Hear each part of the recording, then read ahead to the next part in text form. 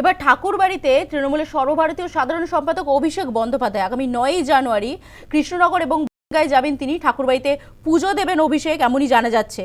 তার আগে কড়া হুঁশিয়ারি দিয়েছেন কেন্দ্রীয় জাহাজ প্রতিমন্ত্রী শান্তনু ঠাকুর।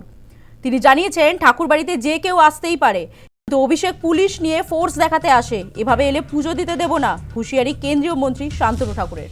রাজনৈতিক মন্তব্য করা যাবে না, এই মর্মে হুঁশিয়ারি দিয়েছেন কেন্দ্রীয় জাহাজ প্রতিমন্ত্রী শান্তনু ঠাকুর। আর এই বিষয়ে বনগাঁ জেলা তৃণমূল সভাপতি বিশ্বজিৎ দাস তিনি কি জানাচ্ছেন শোনাবো। 9 তারিখে সর্বভারতীয় সাধারণ সম্পাদক সাংসদ আমার দলের নেতা অভিষেক বন্দ্যোপাধ্যায় তাহিরপুর একটা প্রোগ্রাম করবে। তাহিরপুর প্রোগ্রাম করে সরাসরি বনগাঁ ঠাকুরনগরে আসবেন ঠাকুরবাড়িতে।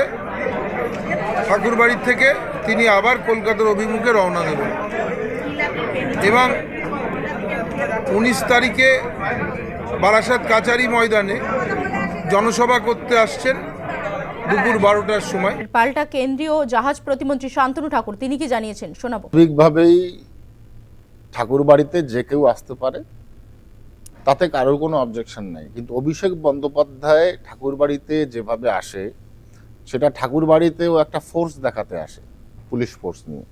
এভাবে যদি ও এসে থাকে ওকে পুজো দিতে দেব না আমরা, পরিষ্কার কথা। কোনোভাবে ওকে পুজো দিতে দেব না এইভাবে যদি ও আসে। কি কর্মসূচি রাখবে? ওর ওর ধিক্কার মিছিল চলবে, হাজার হাজার মতুয়া জমায়েত হবে, ধিক্কার মিছিল চলতে থাকবে।